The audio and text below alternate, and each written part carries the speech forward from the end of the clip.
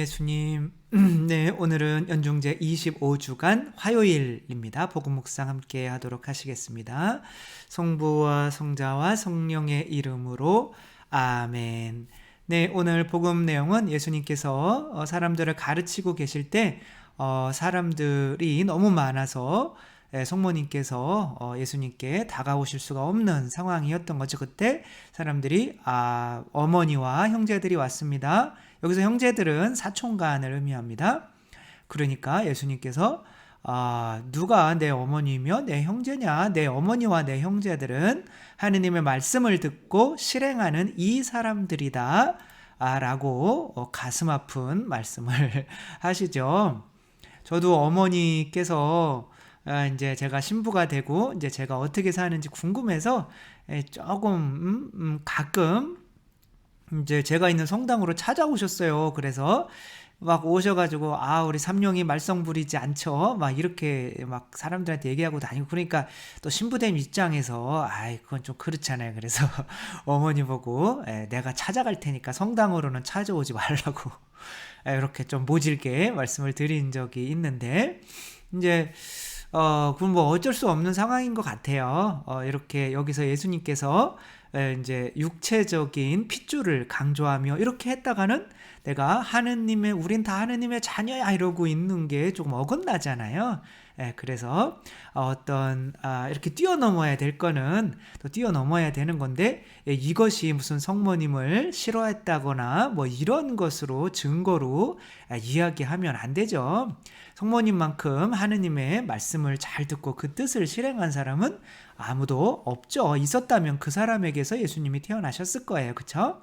근데 이렇게 이제 우리가 오늘 생각해 볼 거는 가족인 거죠.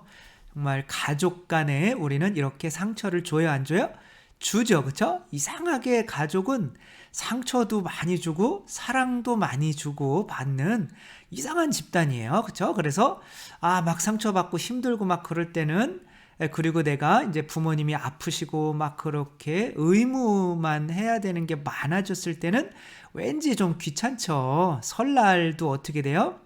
설날이 아니라 명절 때도, 이번에 추석도 이 바이러스 때문에 집에 웬만하면 가지 마라 라고 하니까 다들 리조트로 다 가잖아요. 그래서 거기 안 간다고 차라리 집에 가는 게 더 안전할 것 같아요. 그쵸? 그래서 아무튼 그런 쪽에 지금 방이 뭐 다 가득 차서 그런 뉴스도 있던데, 참 가족이 참 지긋지긋하면서도 이게 왠지 또 가면 또 마음이 편하고 왠지 또 옛날 생각도 나고 하는 게 가족인 것 같아요. 근데 가끔은 가족이라고 해서 명절 때 가도 더 외로움을 느끼는 때가 있나요, 없나요? 있죠, 그쵸? 근데 가족과 함께 있으면 외롭지 않아야 되는데, 이상하게 또 가족인데 서먹서먹해요. 그런 게 있어요, 없어요? 없죠. 있죠. 왠지 뭐 이렇게 친하게 성당에서 지내는 사람들보다도 왠지 가족이 더 서먹할 때가 있어요. 그쵸? 그래서 도대체 이게 가족이라는 게 관계가 도대체 뭔가, 이렇게 예수님의 성모님을 대하는 이 모습을 보면서 한번 묵상을 해봤어요. 근데 일단은 우리가 사람은 다 외롭죠, 그렇죠? 근데 사람이 왜 외로워지는지에 대해서 한번 먼저 생각을 해봐야 될 것 같아요. 그러니까 외롭다라고 하는 것은 누군가와 관계가 잘 안 되고 있다는 거죠. 그러니까 가족끼리 만나도 서로 서먹하고 또 옛날에 나한테 잘못했던 그런 것들을 생각하면 원망스럽기도 하고, 이런 것들이 사실은 외로움에 근거하는 거거든요. 그러니까 가족이라고 하는 것의 끈은 뭐예요? 우리 가족, 정말 가족이 이렇게 행복한 모습이 되려면 어떻게 해야 될까? 계속 이런 식으로 계속 있다가는 굶어 죽고 서로 하겠죠. 그러니까 가족이라는 것의 끈은 어쨌거나 핏줄인 거죠, 그렇죠? 근데 피에 뭐가 있냐면 뜻이라는 게 흘러요. 그러니까 부모님이 아이들은 언제 부모님이랑 제일 서먹서먹하지 않을까요? 바로 요때인 거죠. 근데 언제부터 서먹서먹해져요? 사춘기 때부터. 신기하죠? 그러니까 이때는 왜 서먹하지 않냐면 이 부모의 피가 그 뜻이 얘한테 작용을 하는 거야. 그러니까 부모님이 부모님의 뜻만 따라주면 얘네는 걱정할 게 없어요. 근데 사춘기가 되고 어른이 되면 어떻게 돼요? 이제 부모님의 피가 그 핏줄이 더 이상 이 우리를 엮어주는 끈으로서의 작용을 하지 못하게 되는 거예요. 왜? 이제 내 뜻대로 살 수가 있으니까. 그러니까 부모님의 뜻만 따라야 할 때는 부모님이랑 사이가 엄청 좋아요. 근데 부모님의 뜻보다 내가 더 똑똑해지고 더 공부 많이 하고 더 돈도 많아지고 막 건강하고 막 이런 상황에서는 이제 부모님의 뜻만으로 그러니까 안 되니까 옛날에 나한테 해줬던 고마운 것들을 자꾸 생각해서 그래도 그러니까 부모님한테 효도해야지 이제 이렇게 되는 거죠. 그러니까 그런 거 자체가 이미 이런 게 뭔가 조금 이렇게 결속력이 줄어드는 거죠. 이 외로움을 생각할 때 이 마릴린 먼로를 생각하지 않을 수가 없죠. 이 마릴린 먼로는 가족이 완전히 없었어요. 그래서 어디에서 컸냐면 고아원에서 컸어요. 그러니까 고아원에서 이제 옮겨 다니다가 보니까 어떻게 돼요? 이제 그 개들도 있잖아요. 주인이 2번 이상 바뀌면 그 3번째부터는 그러니까 진짜 주인을 얘기하는 거예요. 이 개들이 이 주인한테 주인의 뜻을 따르고 주인이랑 같이 있을 때는 너무 편하고 막 주인이랑 서먹하지가 않아요. 근데 주인이 2번, 3번 바뀌게 되면 어떻게 되냐면 이 개들도 또 바뀔 것 같은데? 그러니까 제일 사람이 불안한 게 뭐냐면 내가 따를 수 있는 뜻이 없을 때가 제일 불안한 거예요. 그래서 하느님께서 우리에게 주시는 가장 좋은 은총은 뭐냐면 우리의 왕이 되어주시는 거죠. 그러니까 우리에게 내 뜻 따라 라고 하는 게 제일 우리한테 감사한 거예요. 왜냐하면 내가 누구의 뜻을 따라야 되는지 모를 때가 제일 불안하고 두렵고 그런 거거든요.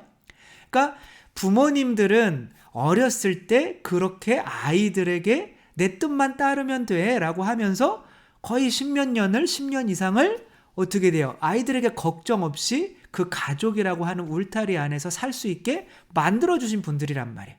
그게 제일 고마운 거예요. 왜냐하면 내가 누구의 뜻을 따라야 되는지 모를 때 이 마릴린 먼로가 어떻게 됐어요? 자살을 하게 되는 거죠. 약물 과다 복용으로. 근데 마릴린 먼로는 정말 사랑이 고팠어요. 근데 고아원에만 전전긍긍하다 보니까 이제 사람들에게 내가 받지 못한 사랑을 받으면 그것으로 되는 줄 알았는데 이제 마릴린 먼로가 어떻게 해요? 예뻐요. 돈도 많아요. 유명해요. 유명한 사람이랑 다 사귀었어요. 그러니까 더 이상 내 맘대로 살 수 있는 거예요. 근데 사랑이 고파서 이 남자 저 남자 만나봤더니 이건 아닌 거죠. 그러니까 사랑이 어떻게 해야 되냐면 나를 지배해 줄 수 있는 뜻이 오는 그런 사랑을 했어야 되는 거죠. 누군가가 이 여인을 엄청나게 사랑해줘서 이 여인이 그 사람의 뜻을 따라줄 수 있게 돼야 내 자아로부터 휩쓸리는 그렇게 방황하는 그런 고통에서 벗어날 수 있는 거죠. 여러분들 외롭다 해도 아주 재밌는 영화를 보던가 아주 재밌는 게임을 하든가 혹은 축구를 보든가 그럴 땐 외로워요, 안 외로워요? 안 외롭죠. 왜 안 외로워요? 내가 외롭다라고 이렇게 얘기해주는 자아가 나한테 얘기할 수 있는 시간을 안 주는 거예요. 그거에 뭘 하니까? 몰입을 하니까. 그러니까 사람은 몰입해 있지 않으면 외로운 거예요. 근데 우리 아이들은 어렸을 때는 어떻게 돼요? 내가 이 부모님의 뜻에 몰입할 수가 있었던 거예요. 그러니까 부모님만 즐겁게 해줄 수 있으면 나는 더 이상 다른 생각을 할 필요가 없는 거예요. 그러니까 이 뜻에 몰입을 하는 거죠. 영화를 계속 볼 수는 없잖아요. 계속 보다 보면 또 짜증나죠. 그렇죠? 근데 이 뜻이라고 하는 거는 이분들이 나에게 그 사랑도 같이 주시기 때문에 그 수십 년 동안 내가 외롭지 않고 행복하게 해줄 수가 있는 거죠. 근데 이분이 누구냐면 안데르센이에요. 이분도 마릴린 먼로랑 비슷하게 사셨어요. 근데 마릴린 먼로처럼 그렇게 결말을 살지는 않았어요. 이분은 어머니는 창녀였어요. 안데르센 알죠? 그렇죠? 안데르센 동화. 미운 오리 새끼 뭐 이런 거 왕과 거지 뭐 이런 거 쓰신 분이거든요. 근데 이분이 그렇게 창녀한테 태어나서 그리고 또 창녀가 임신을 하니까 이제 아기라도 보호하려고 결혼을 했는데 뭐 같은 수준끼리 결혼하고 같은 수준끼리 사실 좋아하는 거잖아요. 그쵸? 그래서 결혼한 사람 내가 저 인간이랑 왜 결혼했을까 막 이런 소리 할 필요가 없어요. 원래 그런 수준이니까 그 사람 좋아했던 거예요. 그래서 결혼을 했는데 근데 이 사람이 이제 결혼한 그 사람도 이제 군인이었는데 이제 자살을 하죠. 우울증 때문에. 그러니까 또 엄마도 자살을 하고. 그러니까 뭐 그런 상황에서 고아로 또 마릴린 먼로보다 훨씬 더 안 좋은 상황에서 큰 거예요. 근데 이 사람은 어떻게 극복했을까요? 그러니까 뭐 어떻게 극복했는지 뭘 모르겠어요. 뭘 나오지를 않아요. 뭐 이분의 전기를 자세하게 읽어보면 분명히 어떠한 뜻을 주는 사람을 만났을 거예요. 그래서 이 사람은 자기의 미래가 동화를 쓰는 어떤 능력이 있기 때문에 이것을 써서 자기처럼 힘들고 어려워하는 사람들에게 너는 미운 오리 새끼가 아니라 백조야 라는 것을 깨닫게 해줘서 자기처럼 이렇게 행복한 인생을 살 수 있는 그런 소명을 이렇게 주는 누군가를 분명히 만났을 거예요. 그게 하느님이든 종교든 신이든 선생님이든 누구든 만났을 거예요. 그러지 않고서는 이렇게 소명으로 글을 쓸 수가 없어요. 이 사람은 미운 오리 새끼는 딱 그런 거예요. 이 사람이 누군지 몰라요. 내가 뭘 해야 되는지 몰라요. 미운 오리로 있는 거죠. 나는 분명히 오리라고 믿고 싶은데 이 오리들 가운데 있으면 왠지 서먹한 거예요. 이들의 뜻을 따라주는데 왠지 나랑 맞지 않는 것 같은 거예요. 나는 오리가 아닌 것도 같은데 뭐 그러는 거죠. 그러니까 이것을 극복할 때가 언제 극복하는 거예요? 이 미운 오리가 뭘 만났을 때? 백조를 만났을 때 극복하게 되는 거죠. 아, 내가 백조였구나. 그리고 내가 백조 가운데 있으면 어떻게 돼요? 백조가 하는 그 뜻 있잖아요. 어떠한 공동체든 다 그 뜻으로 엮어져 있는 거거든요. 공동체를 묶는 끄는 뜻이에요. 거기에 회사는 돈을 벌어야 되는 뜻, 이 가족은 또 그 가족 나름대로 부모님 혹은 가족 전통으로 내려오는 이 뜻, 뭐 서로 사랑해야 되는 것도 뜻인 거죠. 근데 그래서 예수님께서 이렇게 말씀하시는 거죠. 내 어머니와 내 형제들은 하느님의 말씀을 듣고 실행하는 사람들이다 라고 하는 건 이제부터 나를 엮어주는 이 끈은 바로 아버지 뜻이야. 이제는 내가 요셉이라고 하는 아버지의 뜻대로 대표지라고 살았지만 그 뜻으로 나를 행복할 수 있게 만들어주는 것은 한계가 있는 거죠. 그래서 예수님께서 이제 아버지의 뜻, 세례를 받으면서 이제는 아버지의 뜻에 얽힌 사람들이 내 가족이라는 거죠. 근데 아버지의 뜻은 끝나나요? 영원히 지속되나요? 영원히 지속되는 거죠. 그러니까 우리가 내가 너희를 사랑한 것처럼 너희도 서로 사랑해라. 혹은 하느님을 나를 좀 사랑해주고 너희들도 좀 사랑해줄래? 이 뜻에 몰입을 하게 되면 이제 그 사람들이 마치 백조의 가족처럼 이제 어색하지 않고 이렇게 만나고 또 그렇게 친교 안에서 행복할 수 있는 사람이 되는 거예요. 그래서 그 뜻 안에 있는 사람들 오히려 어떻게 돼요? 뭐 단체들 있잖아요. 뭐 레지오나 쿠르실료나 뭐 어떤 소공동체나 그런데 단체들에 있는 사람들이 어떻게 보면 가족들보다 더 친근감이 느낄 수가 있는 게 왜냐하면 더 하느님 뜻에 의해서 묶여있기 때문에 그런 거죠. 그러면 가족이 행복하기 위해서는 어떻게 해야 될까요? 하느님의 뜻을 받아들이는 수밖에 없는 거죠. 뭐 그 대표적인 예로 이분들을 들 수 있겠죠. 몇 년 전에 2015년인가요? 프란치스코 교황님에 의해서 시성이 된 세 분입니다. 그러니까 자식도 성녀가 되고 어떻게 돼요? 엄마 아빠도 성녀가 됐어요. 왜? 자식 잘 키웠다고. 14명인가 자식이 있었는데 7명은 죽고 7명은 다 수녀님 됐어요. 그러니까 지독하신 분들인 거죠. 그런데 이게 이제 맨 막내가 이제 소아데레사죠. 그렇죠? 14살 때 뭐가 돼요?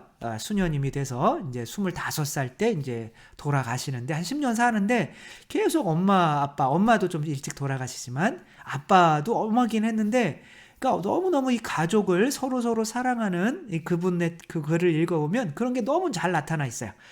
다른 곳에서 또 수녀원 생활을 하는 그 언니들에게 대한 사랑도 있는 거죠. 그러니까 이 부모님이 뭐에 집중을 한 거예요? 하느님 뜻. 이제 내 뜻 따르지 말고 하느님 뜻 따라라 라고 했더니 7명이 다 수도자가 되고 성인들이 되고, 그리고 당신들도 성인들이 되고, 근데 서로 보지는 못하지만 그 끈끈한 하느님 뜻 안에서의 사랑이 이 가족을 정말 하나로 묶어주고 어색함이나 이런 것 없이 참다운 성가정으로 만들어주는 거죠. 그래서 정말 성가정이라고 하는 거는 성당에만 나오는 가족이 아니라 하느님 뜻이 그 안에서 이루어지는 가족이어야 하는 거죠. 예수님께서 뭐라고 하셨어요? 내 어머니와 내 형제들은 하느님의 말씀을 듣고 실행하는 이 사람들이다. 하느님의 말씀을 들을 때 뭐가 내려와요? 성령께서 내려오시죠. 그렇죠? 그러니까 성령은 뭐예요? 하느님의 피인 거죠. 그러니까 인간의 핏줄은 한계가 있잖아요. 근데 하느님의 피가 뭐 할 때 내려오는 거예요? 말씀, 예수님을 통해서 말씀을 듣고 묵상하고 할 때 내려오는 거죠. 그러니까 가족이 정말 끈끈한 이런 가족이 되려면 어떻게 해야 돼요? 부모의 뜻을 계속 강요하면서 너 결혼해, 너 돈 벌어와야지, 너 결혼도 안 하면 다음엔 명절 때는 오지 마라, 너 뭐 대학 안 붙으면 뭐 이런 식으로 부모의 뜻을 계속 강요하면 그 가족이 그 핏줄로는 이제 완전 실처럼 뚝뚝 끊어질 수밖에 없는 거죠. 그러니까 이제는 가족이 정말 행복하고 어색하지 않고 그러려면 어떻게 돼요? 함께 기도하고 함께 하느님 말씀 묵상하고 함께 하느님 뜻, 어떻게 하면 우리가 우리 서로 사랑하고 또 이웃 더 많은 사람들에게 사랑을 전하고 선교를 할 수 있을까? 이런 뜻이 하나로 모아지는 가족이라면 그 가족이 정말 진정한 예수님의 하느님의 핏줄로 묶인 가족이 될 수 있다는 거, 성모님은 이런 이야기를 들으며 이런 모든 것을 알고 계셨기 때문에 예수님과 끝까지 어색하지 않을 수 있었다는 거예요. 예수님 끝까지 골고타 언덕까지 가잖아요. 이런 얘기 듣는다고 어색하지 않아요. 왜냐하면 성모님은 당신이 하느님의 뜻을 따르고 있고 당신의 아들도 그 뜻을 따르고 있기 때문에 그 뜻 안에 묶여진 한 가족이라는 거를 서로 믿고 있기 때문에 그런 거죠.